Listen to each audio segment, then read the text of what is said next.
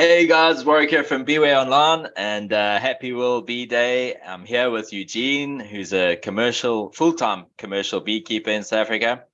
And yeah, tell us about you, Eugene. Morning, yeah, happy World Bee Day. So I'm from South Africa, Johannesburg, from the east of Gauteng, and yeah, I'm a full-time beekeeper. We run about 3,000 hives, and Wow. yeah, so obviously the bees are not just in Johannesburg; they all over from Nelspruit up to Janine, Free State, so all over the country, even up to Right. northern. So yeah, and that's what we do. We mainly focus on pollination and honey production. Yeah. And Okay. yeah, we run around in the country all over. Yeah, yes, you got to be busy with 3,000 hives, eh? Hands full. Yeah. Yo. Okay. But now, how do you know Beware? Beware. Obviously, I buy all my stuff from you guys. All Lekker. the beekeeping equipment, all the suits and the gloves and the smokers and etc. But yeah, I came across you guys online. Google to where to buy bee equipment, and yeah, I got across you guys online, and yeah, ever since I bought my stuff from you guys. Oh, great, man. So, okay. So, I mean, when did you start, Eugene? So I started beekeeping in 2015, full time. Okay. I always had bees as a hobby. Okay. Only four hives, and then Yeah, that's perfect. I decided I'm going to do it full time. It wasn't always the best decision at the beginning, Uh, and just expanded right. from there. Started making my own hives, got more spaces, and to place a hive. And yeah, just carried on pushing and pushing. And what kind of, what kind of experience? Where did you get your training and stuff? Or did you do training? so What was that like? I never had really training from any courses or anything like that. Okay. My grandfather used to be a beekeeper back in the day, but I never got commercial or good experience. I was just interested in. So Yeah. obviously spoke to lots of other people that knows bees and sat with them and got my knowledge from there, and then mostly also first-hand experience. Okay. So you did it the hard way. Bumping my head, carrying on. Yeah. Okay. And the blue book? I've read a few things in the blue book, but I'm not much of a reader of it. But your hands on. Okay. Yeah. But yeah, there's lots of things in books and stuff they say to you that is, yeah, it's guys that write theoretical stuff, and it's not always the same out in the felt. In the real world, yeah, for sure. Eh? No, I was just wondering because obviously that a lot of it's like the Bible of beekeeping in South Africa. So the beekeeping in South Africa book, it's got a blue cover. That's why it's called the blue book for our viewers to know. I know I'm just saying for the viewers that don't know. But yeah, we've sent copies of that all over the world. Guys have read it, and I think especially where they started. This is from the beginning, like 2004, 2005, 2006 when I started. It was people who were coming across our bees over there, the African killer bee. African killer bee, yeah.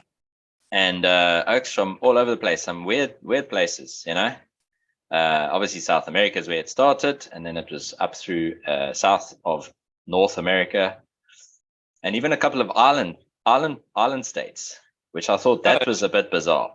But there you go, and then Europe, a couple of others in Europe, which they don't even have the African killer bee there, but they managed to get hold of a book, and we sent it over there. That cost more to send it than the book cost. Book prices. Can you believe it? But oaks were willing, I suppose it's euros. They don't really, it's not gonna hurt that much. But okay, Laka. So you learned a bit of a legacy. So we actually chatted to a guy in Zim yesterday, Charles. Who also had his dad was a beekeeper, part time. Like just on the side, like small, like hobbyist. Just a hobbyist, yeah. There we go. And that's the cool thing is that a lot of the times, like I taught my son when he was about 10, I started teaching him as well. Got a suit made for him, a little one. And this guy Zim, this guy from Zim, Charles, he was also he said he was even under 10. He reckons he was about 5, 6, when he started with his dad. But that's really young, sure. But good for them, and good for you. Yeah. It's like, I think it's a great legacy, to teach somebody. It's like teaching somebody how to fish. Once they know, even if they don't do it now or they don't do it just now, they've got the skill. It kind of sits there like the seed sat with you. Yeah. And then eventually the came around that you're like, okay, let me actually give this a go. So 2015. What changed? What happened in 2015? That Soma like, let me see if I can do this. There's something that happened. I want the story. What is it? Obviously, it was not my line of business at all. I was actually in architecture and I was working up in DRC. Okay. And the guy I worked for died in a plane crash. So all the projects, everything just stopped. And ouch. I came back, did 2 projects here, and then obviously I just got more interested into the bees, and I'm like, I want to have my own business and I want to start something, and that's how I ended up starting. And just amazing. push through and carried on, and okay. Yeah. But I'm still wondering, like, okay, so why bees though? It was just my interest. I always say a beekeeper is not born. A beekeeper is not made. A beekeeper is born. You got it in, and I don't know. The bees found me. I didn't find them. I like that. That's cool. Yeah, I mean, I spoke with a teacher during the week as well, Yolanda, and she's got quite a cool story too. But she was also saying, she said she felt the calling, Yeah. And I think that's what the oaks like you, me, her, the guys that kind of get it. It is. It's like a pull. Yeah. It's like you get a bit of a draw. Yeah. Once you in with them and you start, you get addicted to it. It's like Yeah. Then there's no going back. Then it's a lost cause. Then it's a lost cause, isn't it? It's like you can't. It's like the bug's bitten or the bug stung in this case. But yeah. Okay, so you got 3,000 hives. That's large, man. How many? I mean, so that's taken you. What are we now? 2023. That's 8 years. I mean, that's quite a bit of time, but it's a lot of hives for anybody. It doesn't matter where you are. South Africa, it's extremely good. I mean, that's a large amount. You must be in the top 50 of South African beekeepers, maybe even top 20. Yeah. Probably even, less than maybe top 20, 25. Yeah, 3,000. Hey, I mean, I know there's not that many oaks that have got more than 500, let's say. Yeah. So, so yeah, man, well done to you. That's awesome, dude. Congratulations. That's a lot of graft. I know the kind of graft that'll go into that. Yeah. So what? So I mean, okay. So you're pollinating and you're doing production, hey? What? That's the business. Any bee removals or anything like that on the? No, we don't do. No. We don't. I will refer somebody to bee removals. It's just okay. The time you spend on that, it's just not worth it. I mean, if you do it full time, I suppose you can, but it's quite labor intense to do a bee removal. I would rather go place 100 hives on a sunflower land empty than to go sit in somebody's roof and stuff. I hear you. But I did do when I started my business. That's how I started my business as well. I did lots of bee removals to get cash flow, to buy more hives, to get paid a staff, so obviously everybody starts somewhere, but at the scale I'm running now, there's no time to do that. Yeah. No, but I mean, you've moved on from that. I just wondered if you might have had a little, maybe used some of your team off season or something like that. I don't know. I'm not sure how your setup is, but we don't really have an off season. But no off season. No, I'm thinking, because it's 3,000 hives. That's a lot. Usually now, the thing is, you could do it with 500 hives, but the 3,000, I think, no. The thing is, our pollination seasons, what we do, the times we do pollination, it's where other people rest in winter. Our one starts on the Avo. So right, pollination only starts August, September on the macadamias, but I don't do so much of the macadamias. You're not, eh? Okay. No. I do a little bit, but not really. It's not my thing because I concentrate on my one client in Sanin, and they're taking over 2,000 this year. So to run theanine, now spray here, there, you just don't get to everything. No, you got to decide what's best. What's Yes. going to be the best outcome? Hey, Yeah. return on investment for you. Yeah, time and bees and funds. Money. Yeah, finances. Cool. Obviously, then December we actually do have a quiet time, because then all the bees, by November all the bees is back, and then must be before December we try to get them all back Okay. into play. So they have a bit of a holiday as well. They have a nice Christmas. Oh, They have well, we try to make a bit of money out of them on the gums and the waggebiekies on the buffalo thorn. So Okay, nice. Yeah. So they have a business. Yeah. Yeah. Nice. All right. So, and you must bring us some of that honey, in December, waggebieki, please. If you get, be nice to have some of that again in the shop, This year we didn't get any at all. So really? I will. But just too much rain, or too much rain. The flowers just like fell off. It just they just didn't produce nothing for us this year. But anyway, that's one of the challenges of beekeeping, Yeah. Okay. And breeding, are you breeding? I mean, you must have your internal management, right? So you are looking after you got to keep your numbers up. How do you guys work through that? What's your process there? Usually we don't breed queens or do splits at all. Okay. Because we get too much. I did do that. I did try it. You just get too much black bee. Okay. So financially, for me, it's not viable, because you split your hives. Now you move them into sites. After 2 weeks, you go see, now they're dead. Now you must go kill them, move the hives back. So we got tremendous amounts of black bee on the splits. And then we already get lots of black bee. So yeah, we do now. The hives go to pollination. So all the hives now is on the aloes. We make sure they're all clean and fine, and then they go up to pollination. Once they come back from pollination, we do get lots of black bee. We first auction them off, and the hives go out. We hang lots on the gums, so all over from Benoni, Babsfontein, Bronkhorstspruit, down the Vaal, Free State, wherever we see a gum tree, we hang them. But yeah, so then I probably hung out 1,500 this year. So then we'll hang out again more than 1,000 hives. And then obviously when the sunflower season starts again, then we put out again lots of catch boxes. Yeah. And that's how we replace and grow. Got you. Okay. So if you're putting out 1,000, what's the numbers? I've got an estimate. I've got a number in my mind, but I want to hear what yours are. This year looks quite good. We haven't been through everything, because everything by end of May starts coming off out of the trees, and then we start driving them to sites. From there they go to the aloes. But this year I would say 80% plus. Wow, good. Last year was about 50, if it was 50, last year was maybe 50%. Okay, so a little bit lower, hey? A little bit lower, but it's never. I would say it's never less than 50% on your catching.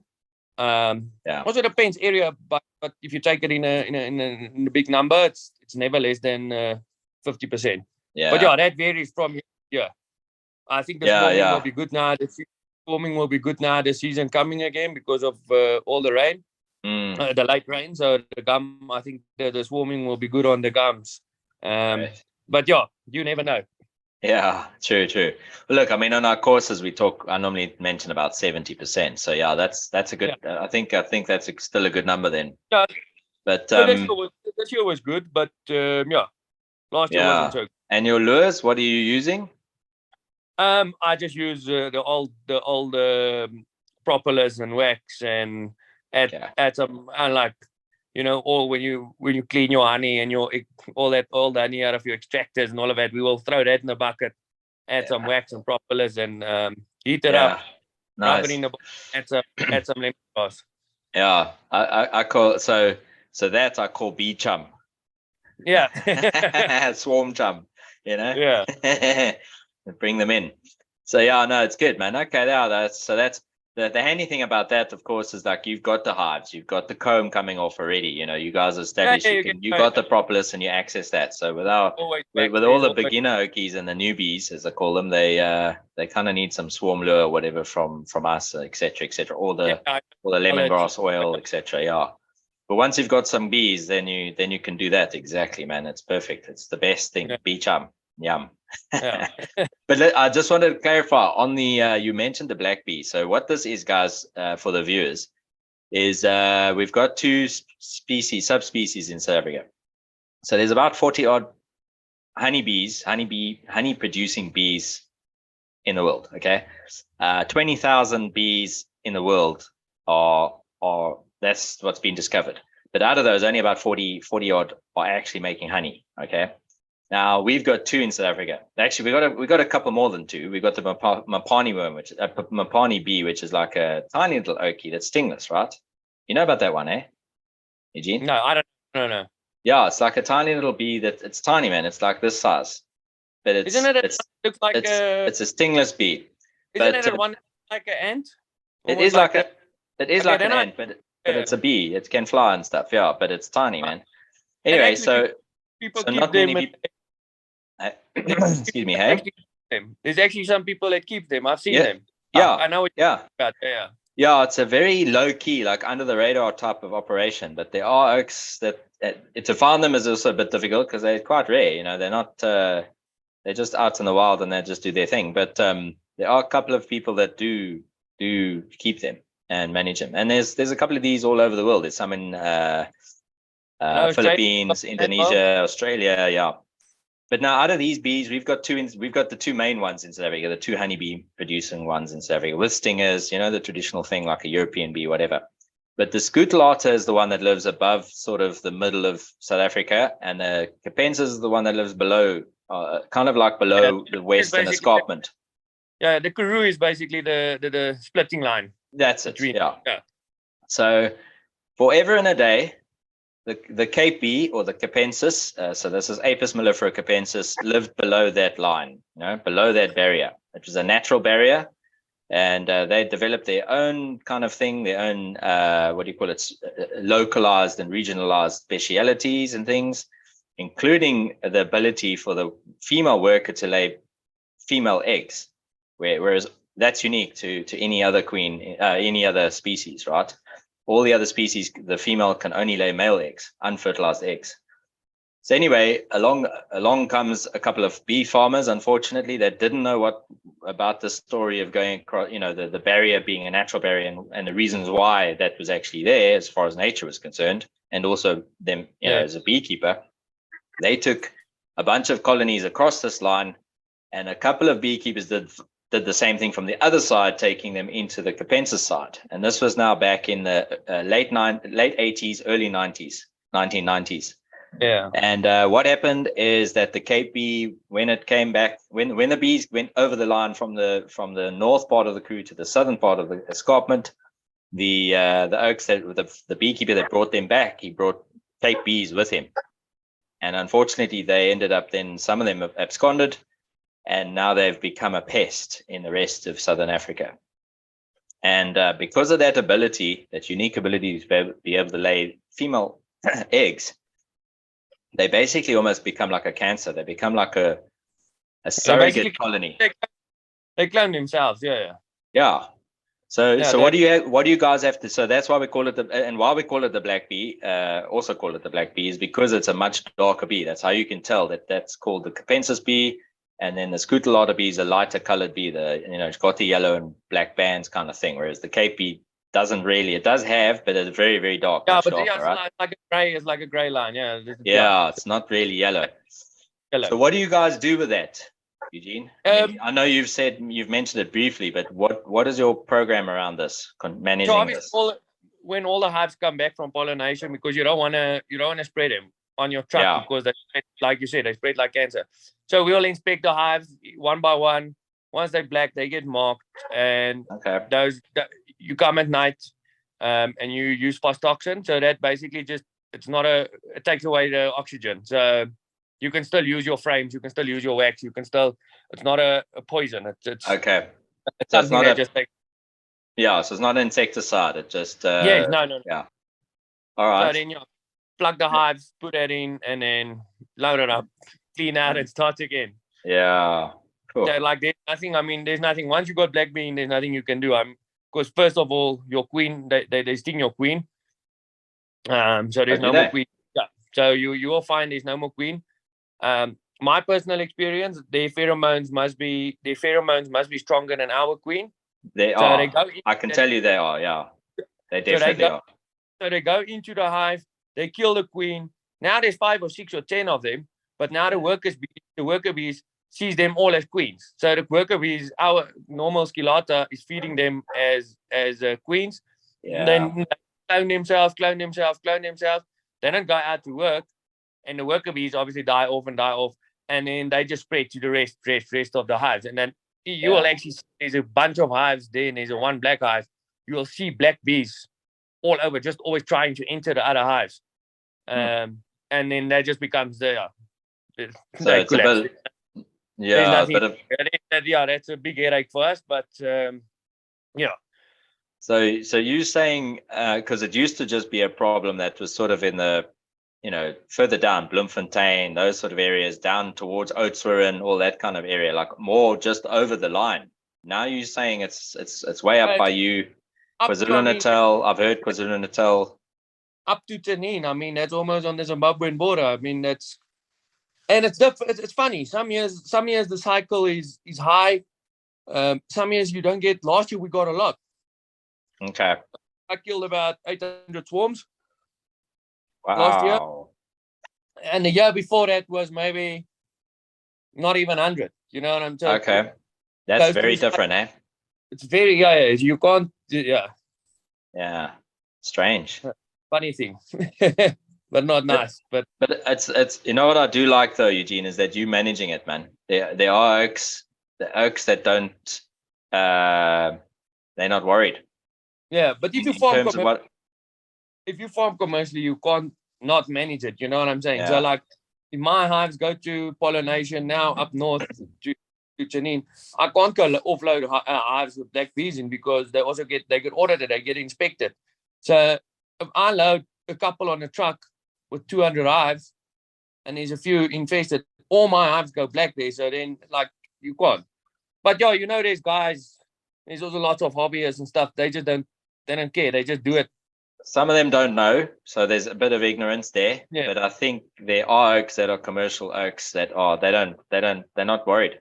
They don't care about it. They'll farm the black bee or the Capensis bee and just carry on, Yeah. And the problem is that they're then the ones that are spreading it, man. Wherever they're taking their 500 colonies and they've got 100, infested with Capensis, then when everybody is suffering. Yeah, everybody else then gets it, It's and that's going to become a problem. And the thing is the Cape bee then is going to just, if it's spreading this fast, because it's not that long, if you think about it, it's 30 years.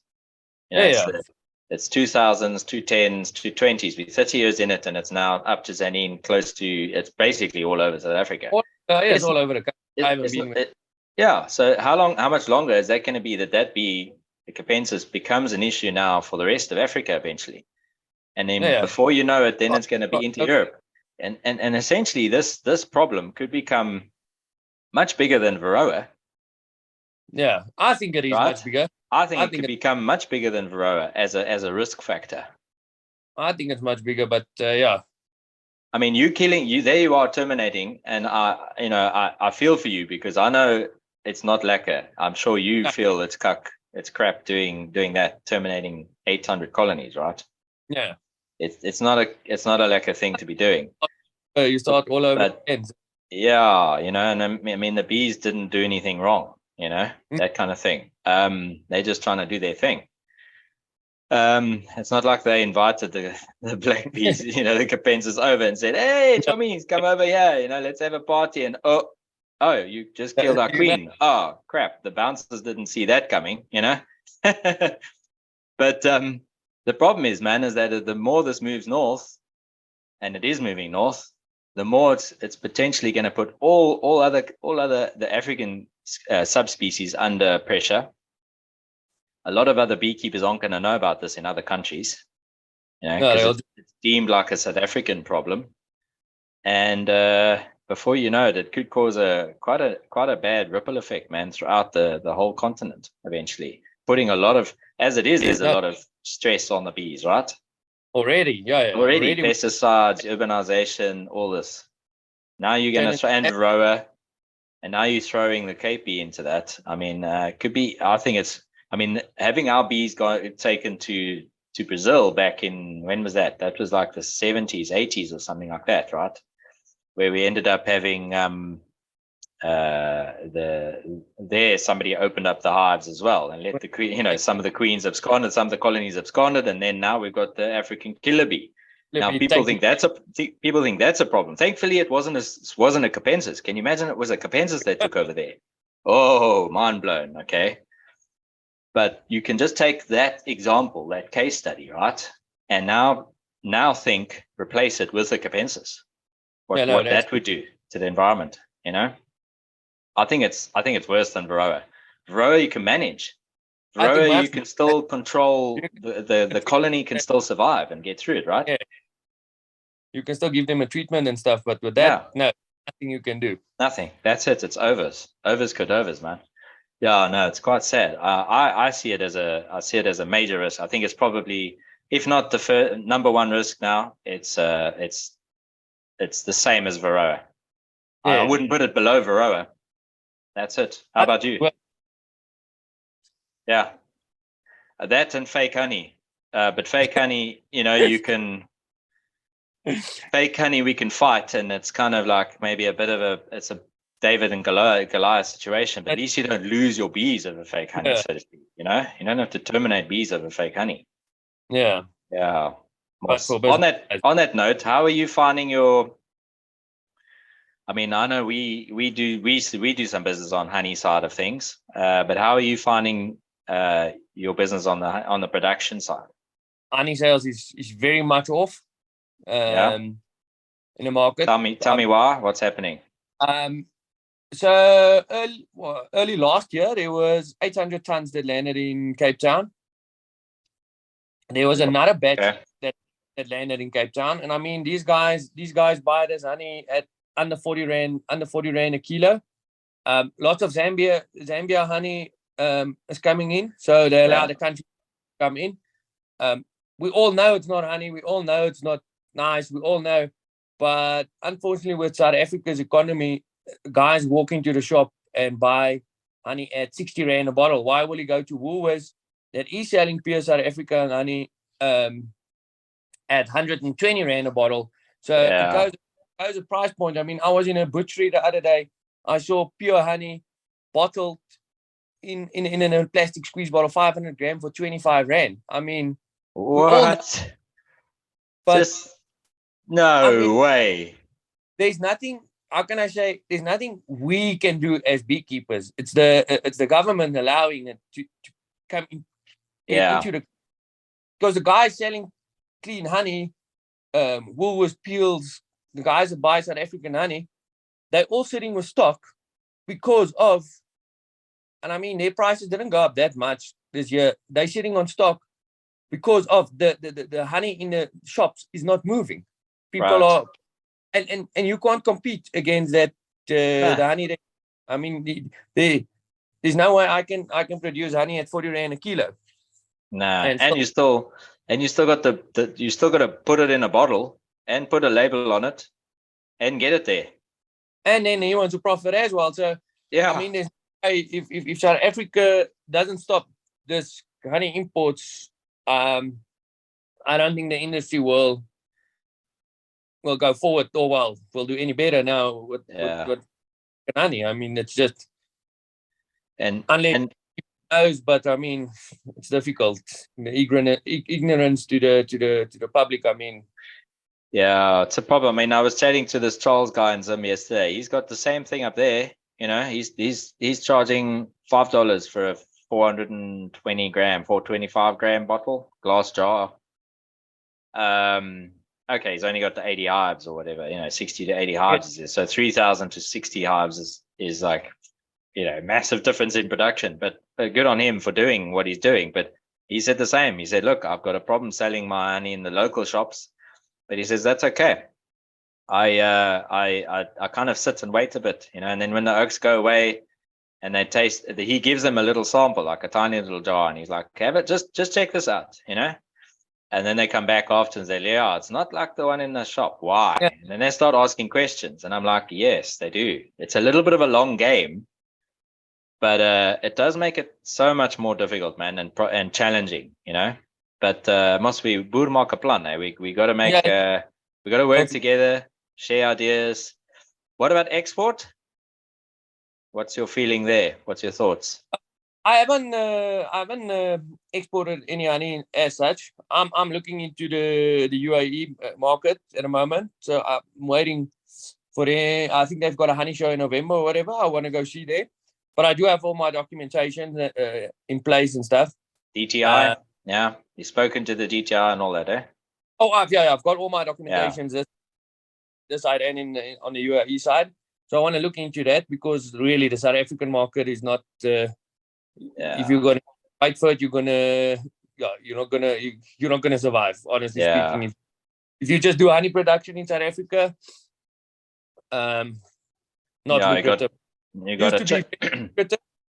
But until they did this now to us, and I mean, you can speak to anybody. That's one of the reasons why when I mean, if whoever comes on our courses, if you were coming on our courses, you would have heard us say, I would have said, Hannes would have said, listen, you make sure if you're going commercial, you got to have a hybrid model. You have to have that hybrid model.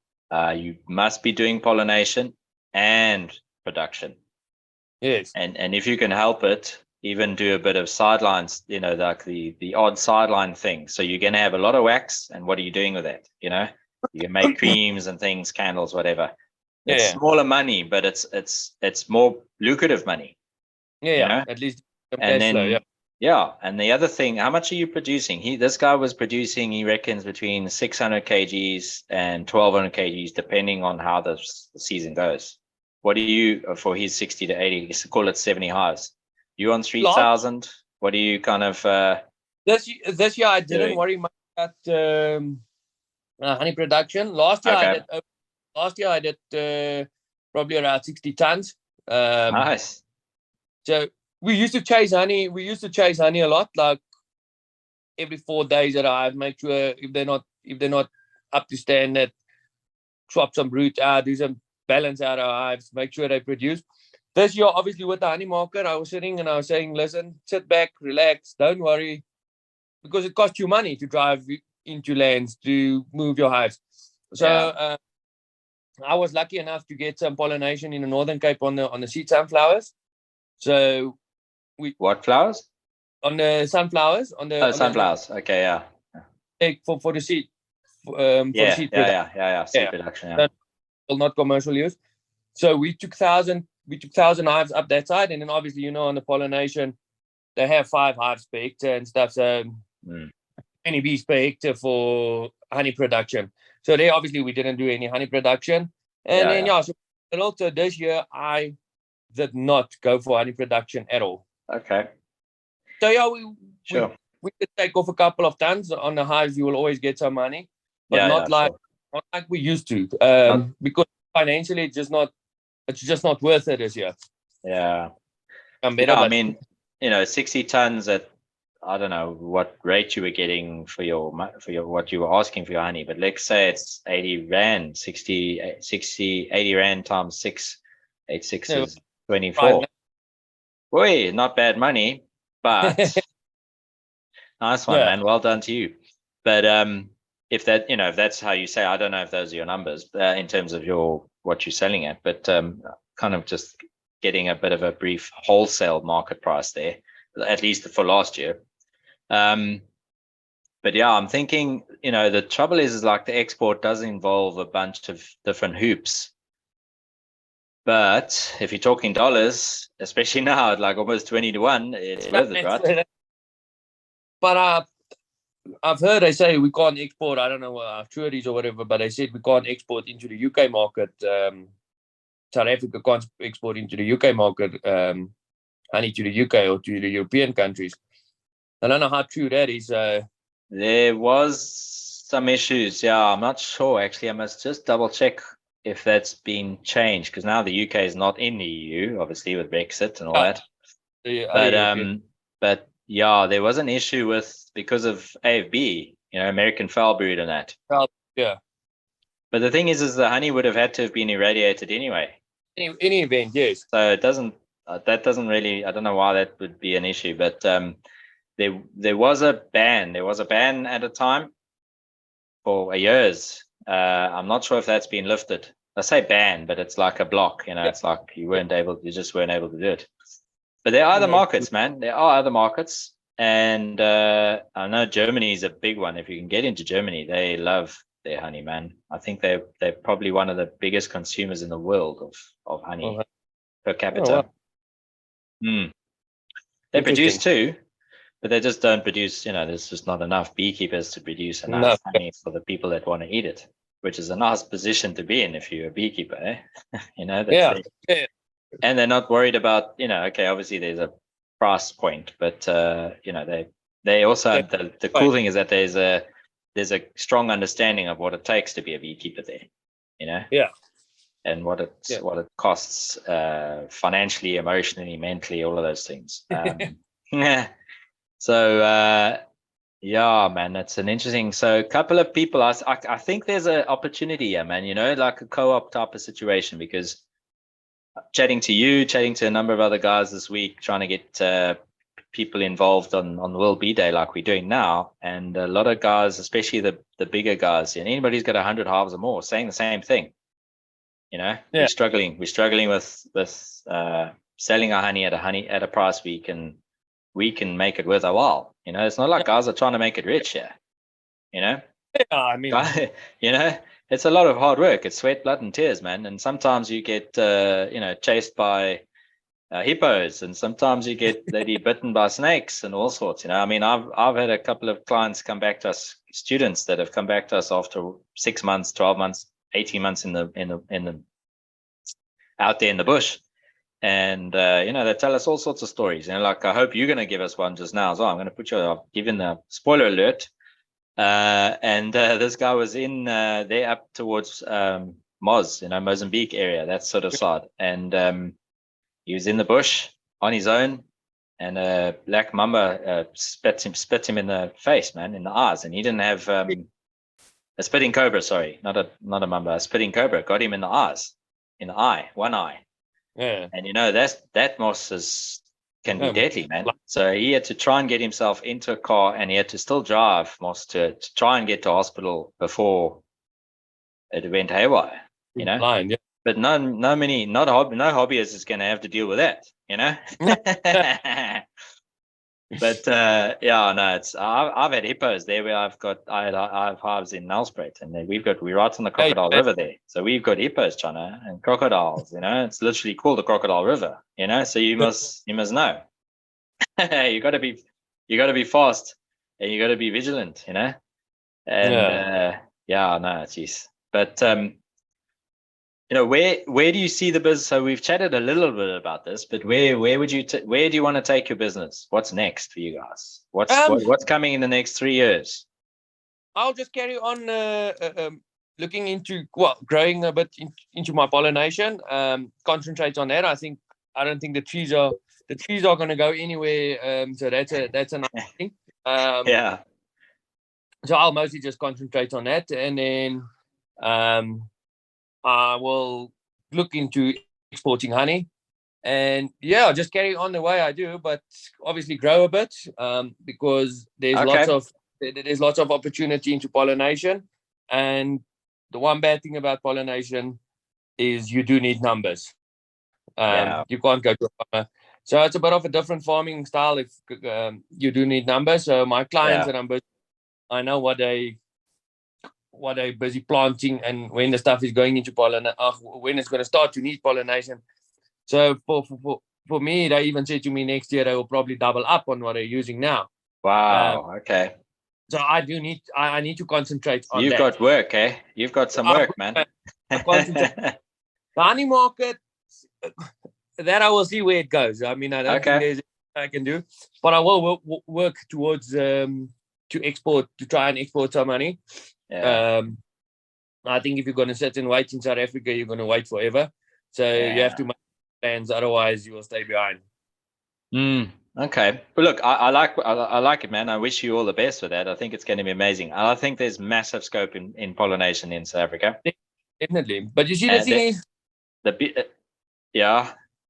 lots of small guys. I mean, I would say about 3 to 4 years ago, the industry was doing very well, and everybody jumped on like the bandwagon and went to go take extra loans on their houses and it's an easy game.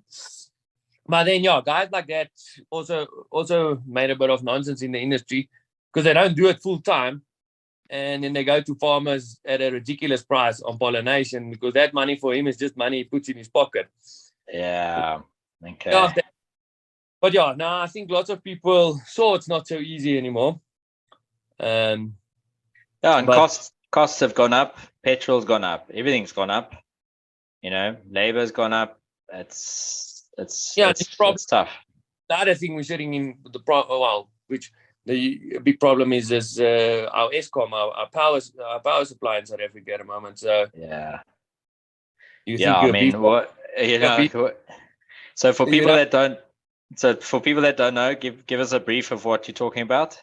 Yeah, so people think you're a bee farmer, you don't need electricity and things like that. But this year all the farmers I went to, they're like, okay, no, we're not paying an increase in price. All our pumps and electricity we're using weekly, it's just too much, like their generators and things like that. So that's also a ripple effect. They're sitting on financial stress. Higher costs, higher input costs. High costs for them, and Eskom, they're using now generators, and the Eskom bill is not coming down. So, and they don't want to give us an increase again. So, I mean, there's one company in the Northern Cape, French company that produces seed sunflowers, and they want to pull out of South Africa. They're like totally out of the country, totally off. I mean, they have to water the plants every day. I mean, the water is there, but there's no power to. You can't get it there. Jeez. So what killed me, like years ago, like 10, 12 years ago, I was loving the beekeeping thing, and then I realized there's also another opportunity here with the sun. And I was like, we get 285 days on average of sunshine in South Africa. Okay, we're probably top 15 countries in the world for that, but yet we have Eskom with coal. And it's not renewable. But up there, it's there every day. I'm like, what's going on here? So I was quite keen at the time. I was very keen actually to start the solar power business, and I think I should have, because I would have been well off by now. I'll tell you what, I would have been like the Elon Musk of solar in South Africa. Would have been retired now. Oh man, either that or Eskom would have had me taken out, because of the competition. But that's also possible. So people, guys, just to let you know, so for our shop as well, we pay full price, which has gone up like we've, I think, double, maybe even tripled in the last 5 years of our electricity fee. Okay, and not because we've gone up in space or usage. Right. It's because your costs have gone up, your utilities have gone up. Okay. And now what's happening is that because we have what's called load shedding or rolling blackouts, it's managed blackouts, forced blackouts. Okay, we call it load shedding in South Africa. Your area will have a schedule for the week and the day of when you're going to actually have power and when you aren't going to have power. And tough luck for when you don't have power. You got to figure that out. What happens with that? And it doesn't matter if your business is a machining business, a tooling business, woodworking. It's an office with services that need phones and computers. If it's cold in the winter or hot in the summer and you want aircon on, nothing. It's all on you. You need generators and or solar power, or both in some cases, because one doesn't keep up with it. There's not enough solar to run everything, in a day to keep it going. And remember, guys, you're still paying full price. So you're getting 8 hours of electricity a day, and you're paying for 20 access for 24, as well as the base rate for 24 hours. So it doesn't matter if so ours is like 3,000 Rand a month is our base rate. I've not seen any rebate. I've not seen any refunds. I've not seen any credits. And I'm sitting there with a UPS at the shop, two UPSs at the shop, and a generator at our other place. And we have to run those. So we're paying for that, and we're still paying our £3,000 a month at the shop, plus costs, plus the usage after that, right? So it's an insane situation here in South Africa. It's crazy. You have the sunshine 285 days a year, and we're using coal as our primary, and we're not even actually getting anything out of the coal because it's not working. Country's getting a third of power every day. It's insane, right? Crazy. Now, okay, so that aside, I think there's room, man. I think there's a space here to talk about with Oaks, maybe to form some kind of co-op, export co-op. I don't know. What do you think about that? Yeah, get guys together and say, listen, this is a problem. Yeah, because if you got and send it out. Because if you got, like, let's say you had 60 tons, but let's say now you switching more to pollination, maybe you get 20. I don't know. Maybe you get 10. You got 10. Yeah. Oh, well, more. Yeah, will be more. I'm just saying. I'm just saying. I'm just throwing out some numbers. You got 10, and Peter's got 10, and Paul's got 20, and then by the time we're done, maybe we get a group of oaks with 100.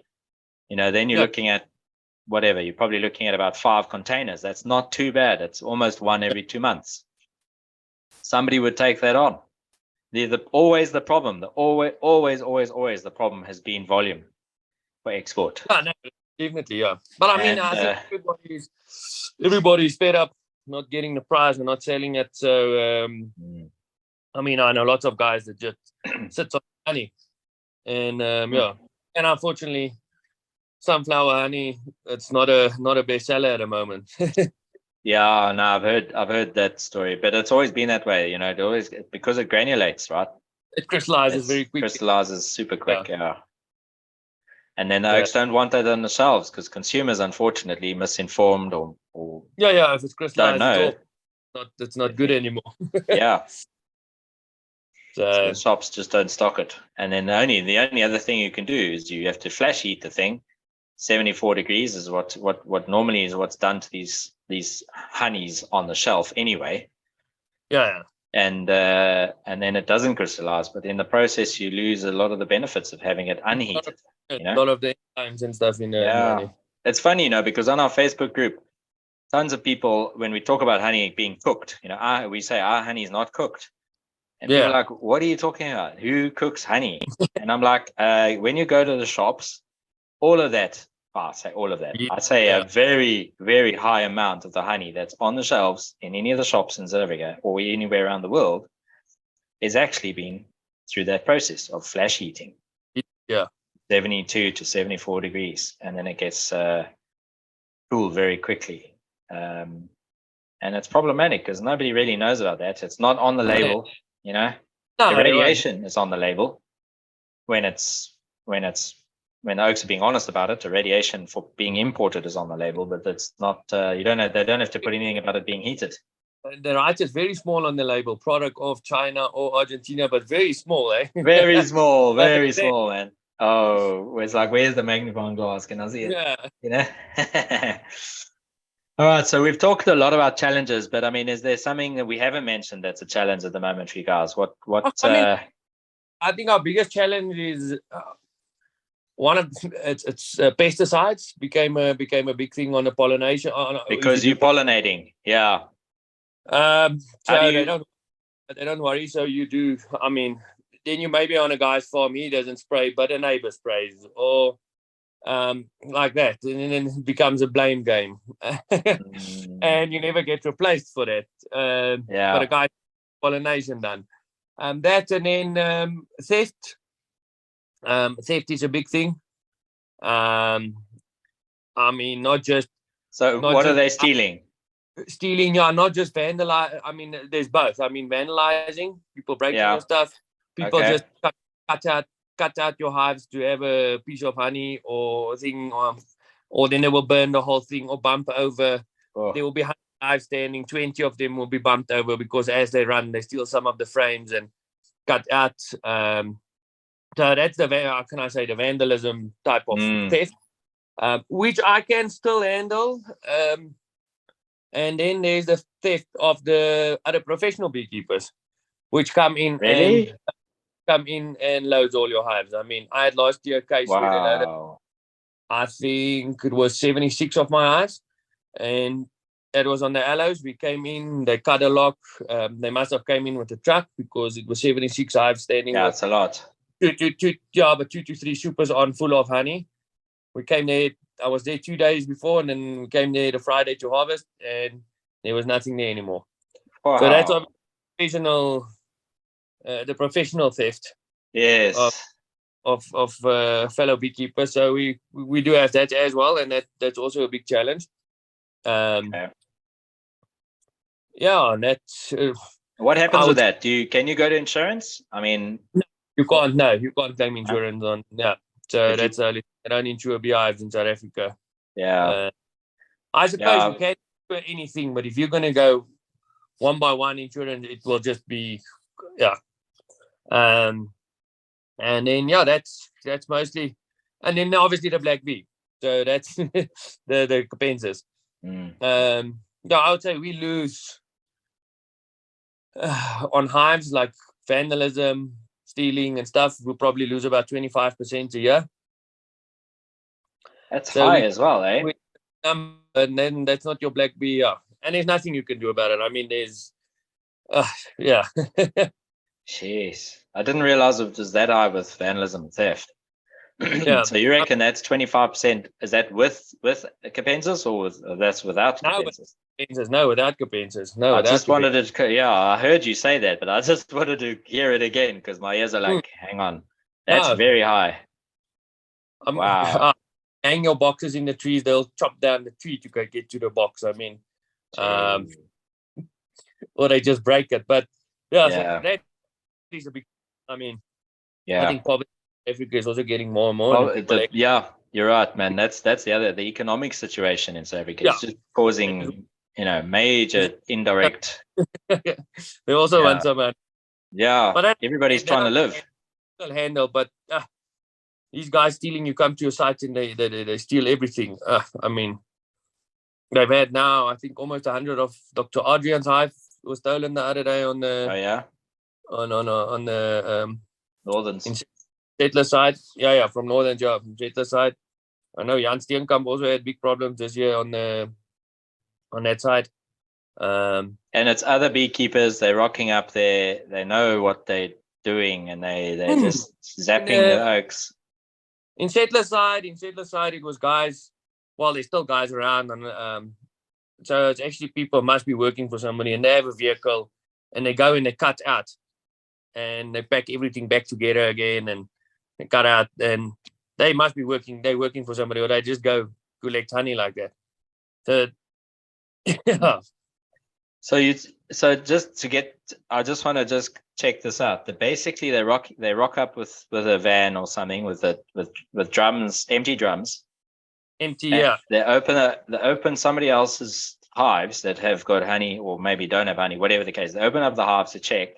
If it's got honey, they're cutting it out in the comb, drop it in the bucket, and then put the frame back in the hive, and they drive off at the end of the night. Yeah. And you don't know the wiser. You don't know until you get there and you say, "Hang on, what's happened to all my comb?" That looks good until you open up. Wow. Now listen, there is a solution for this. It's not cheap, right? But there is a solution for this. There's scales and things you can get, and there's GPS trackers. We've been working on a solution around this where, as I say, it's not that cheap, but you don't have to get one for every hive. You can get one or two for each apiary, and if that apiary gets hit, you place the solution, ideally where you think it's going to get, one of the ones is going to get hit, the highest one, highest risk of being hit, and then it SMSs you if there's movement of the hive, or there's a change in the weight of the hive. Yeah, it'll SMS you. It can also keep record of other things too. It depends how high tech you want to go. It can actually record noises in the hive, so you can hear if they're going to swarm. That kind of thing's quite cool. Yeah, if they're going to abscond, because there's different pitches. Believe it or not, there's different pitches. Yeah. So you can pick that up. You can also tell the temperature. You can also, as the hive gets bigger and stronger and obviously heavier, you can then it'll keep a record of that over time, and it'll tell you, okay, this colony needs a super soon, for example. Or again, it's also going to split soon because it's getting too big for the space it's got. You need to come and do some maintenance. The trouble with that, obviously, is that it'll only work on the one hive, but on the hive that you're using it for.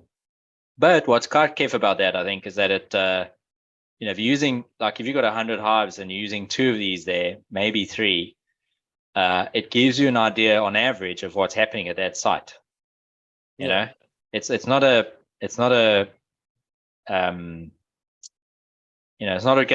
to be a reflection on all 100 hives. It's not, but it is going to give you an idea. And then you can, and remotely, you can be at your catering at home, at the braai, and the next minute you get an SMS and like, oh, okay, I've got a couple of that apiary is now telling me that there's a flow on because I've got three hives saying that all of a sudden there's been a bump up in weight. Yeah. Like, oh, okay, then you know that there's a bit of a flow on. I mean, not that you wouldn't know anyway, because you're commercial, but I'm talking about guys that are maybe doing the 100, 200 hives at the moment. They're still kind of learning a bit of the ropes, etc., and they want to know the extra information. So yeah, I don't know how that would work in South Africa. I think it's worthwhile. You're probably looking about 2.5-3 grand to set up one of these things with a GPS tracker. So it's not too bad, eh?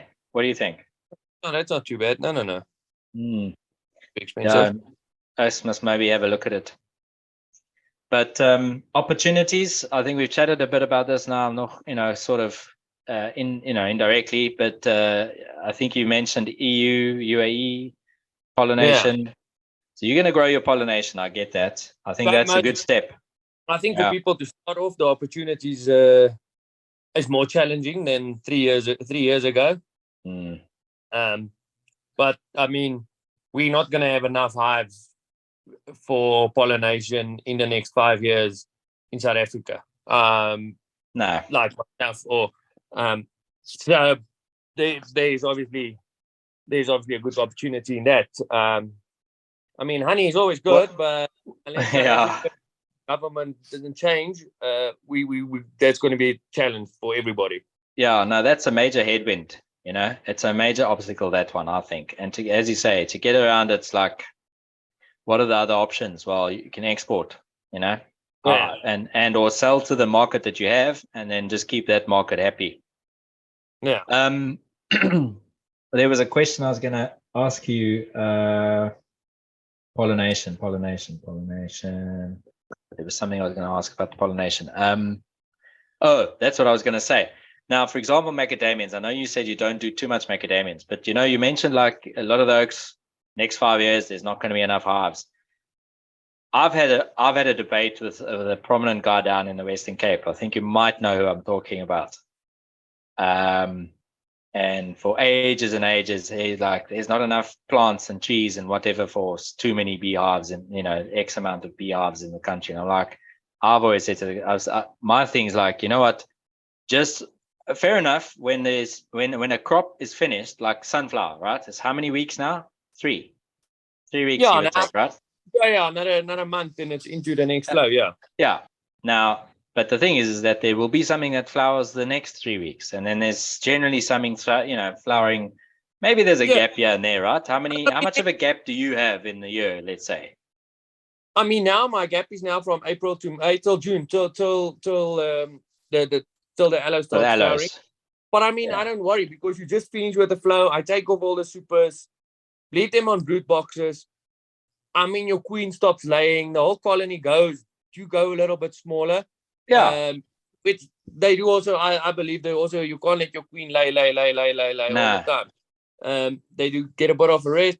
From there, they go on the aloes, and that colony becomes very strong again. Okay, not everybody has got aloes, so they maybe do have a bit of a more of a challenge. True. They've got fynbos, but I don't know if that flowers in the winter. Yeah, they have. Yeah. Cape Town, they have fynbos in the winter, and I mean, yeah. So they also they've got stuff. Up north here, people, not everybody. I must say, it is quite challenging to get space on the aloes because it's only so big. It doesn't cover a lot of area. It's a half felt and you're done. The area is only so big, and we are quite a few commercial guys there, so it's always like a war going on getting space. Yeah. That's a problem. But yeah, other than that, I'm lucky I do have space, so I don't have much of a challenge with food from there, because there I do pollination, I have food. Couple goes to macadamias back, and then into the gums, waggebiekie, the veld. Then the first rain's coming in on the Free State. Then the veld flowers is quite good. So yeah, then I'm fine. And the sunflower start again, and the whole cycle starts again. Yeah, man. And I mean, then in the Zanin area and other areas like Zanin, Nelspruit, I mean, the oaks are planting mango, they're planting lychee, they're planting macadamia everywhere.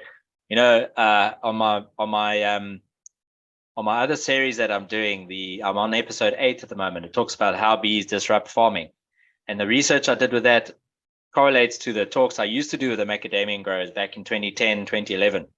I went to Nelspruit, I talked with the oaks, and I said, listen, guys, you can have 12 to 15% increase in yield. 17 is the highest that's been recorded in Australia, not even by us, by Australia, okay? And they're not going to tell lies. What the hell? Why would they do that? They're going to do proper research, right? And a lot of these farmers are like very suspicious. You know, they're like, it doesn't work. It doesn't work for us. Now, no, Dr. Adrian DeToy's gone around the country last year, right? And he did the same talk. And now all of a sudden, the bees. And I'm like, dudes, I was there 10 years ago. 12 years ago. What's happening? But I'm glad now that they've figured it out, because they're listening to the beekeepers, you know. Because on my last video, which I'll put in the descriptions or up here somewhere, I'll link the video in somewhere. But it's episode 8 of my the beekeeping series. Okay. South Africa, as a quick note, has overtaken. So Australia overtook US with production of macadamians. That was in 2016, 2017. South Africa has now taken over Australia as the number 1 producer in the world of macadamians. Okay. And oaks all the time are planting, and it takes 3 to 4 years for the first oakies to come out. They have their first production on those trees. Yeah. So that's just macadamians. So when guys, some of these other old toppy beekeepers come and say, but there's not enough things to feed your bees. I'm like, what are you talking about, man? What are you talking about? There's so much in South Africa being planted and growing and farmed and all that there's not enough beekeepers. There won't be enough beekeepers and beehives in the country. You know, it's a massive opportunity. No, not for the pollination. No. Not for pollination, yeah. But even without pollination, you don't have to pollinate. You don't have to be charging for pollination to have access to somebody's land if you want food. You know, if you need to get so you can go from the one. So our hybrid model is you go from like you were saying, now you're going to use the aloes to get the bees strong for the avos. Am I right? Yeah. That's exactly the way we talk on our model of our intermediate course. So you go from the where if you've got aloes, you're going to go from the aloes to which we have. So you're going to go from aloes to the avocados, to the lychees, to the macadamians, mangoes, and then anywhere in between that, you've got sunflowers from Bloemfontein to Luvubu, you know? No, you will have, take your pick. What do you want? And then anywhere between that, you got blue gums, you know? I always say you must target your flow, you know what I'm saying? If you allow maybe not pollination, go to the aloes. And I usually do take good honey, and then from there go to the targeted citrus. Okay, they do spray lots of pesticides, but I say always you must target them. Because So you're not here, there, and everywhere. That's it. Yeah, and if you've got that schedule, if you got that, I mean, we always talk about the sunflower chasers. You can become a sunflower chaser. You start out in Bloem, and then you just every month you can travel at about an hour north of that, and you by the come time north. You do that. I mean, that's what I do. Okay, I didn't do it this year, but yeah, you start out in the Free State, and you end up in Centre Side. That's it, Limpopo, and you Stanana, man. So yeah, no, I don't. I've always seen pollination and the hybrid model of pollination with producing honey and you can always flip between, whichever one's kind of giving like you're doing now. It's perfect. Love it. No, man, brilliant. All right, I'm going to put you on the spot, Eugene. Thanks, man, for joining us today. It's been awesome to chat and catch up and hear your stories and your insights. It's been lekker, man. Will be days, awesome. And I want to just say, dude, well done. Well done to you. What you've achieved, just magic, man. It's really fantastic. Congratulations. Keep up the good work, man. I look forward to talking to you maybe next year or the year after and seeing where you are. You've doubled your numbers and it's all good. Yeah, we can't stop now. Honey. Yeah. But here's the spoiler alert from earlier on. Give us an amazing story or an event or activity or something that's happened that you can it doesn't matter if it was in the beginning or if it was recent, whatever, something that kind of really a highlight of your beekeeping career. I've never had crazy something crazy happened to me. It was just always hard work. But yeah, I would say when I was down and out, and when I started a business, I was like, I didn't know much, and I was like, man, this is so tough. And I've only heard about citrus, so I didn't know the flows and the things, But I was really down and out. My credit card was maxed out. Everything was like not going away, not going away. It should, eh? Yeah. And I'm one Friday in the car. Drive through to people say, okay, the citrus is in Groblersdal. I've never been there. I've never done anything. So I'm like, okay, I'm going to the citrus there now. I go see a few farmers. They're like, yeah, you can put hives here. You can do that. And I see the aloes. I see, but he has aloes. So now I didn't know the aloes from Rustenwinter and the aloes from Groblersdal. That's two different aloes. They do make your bee strong, but they don't produce any honey. Yes. And I go back to the hives and there's no honey, but the bees are getting strong. And I was like, no, bugger this. Anyway, and a week or two later, one farmer phones me. She says, listen, I think there's something wrong with your bees. They're all sitting outside the hives. And I'm like, they must be full. And I drive through. And I ended up doing like 4 supers per hive. Whoa, beautiful. Ended up making like over 3 tons of honey on 120 hives. And and that's magic. How I got started. And then that gave me the kick again. Yes, man, that's magic. I got goosebumps. But and that's how I carried on. But like I said, I didn't have the knowledge in the beginning because you don't know the flows, you don't know what to do, how to do. And Nah, that's cool, man. Thank you for sharing that, man. That's an amazing story, dude. It's always lekker to hear where guys, where they got a bit stuck maybe, or they had something that happened that kind of turned a corner. The big thing is you must not give up. I mean, you must. That's a big thing in beekeeping. You will always have lots of things that will happen. I mean, I've had cars rolling with, or Bucky rolling with 80 hives on Bucky trailer. I mean, beekeeping, there's lots of things that will always put you back, but you just have to carry on. Got to carry on, man. That's it. Yeah, it's a sweet business, but it also has a sting. Yeah, right? Yeah, no, that's one of my mottos, eh? Yeah. But no, it's good, man. I appreciate your time again, Eugene. Thanks for coming on, man. All right. Okay. And we must catch up on the side, off screen, and see what we can do about some stuff, man. We've talked. No, 100%. I will coming to the UK next month, so I'll eat you up. Okay. Yeah. Oh, wow. I love that, man. That would be amazing. Yeah, I'm down south. Yeah. So come, perfect. Come care. I'm not even sure where I'm going to be, but I mean, it's not too big your side, so we'll make It's a plan. not, no. Yeah, man. All right, but thanks a lot and take it Okay. easy, okay? Okay, cool. All the best for the season, eh? Okay, thanks. Ciao, ciao, Thank man. you. Bye. Bye. Bye.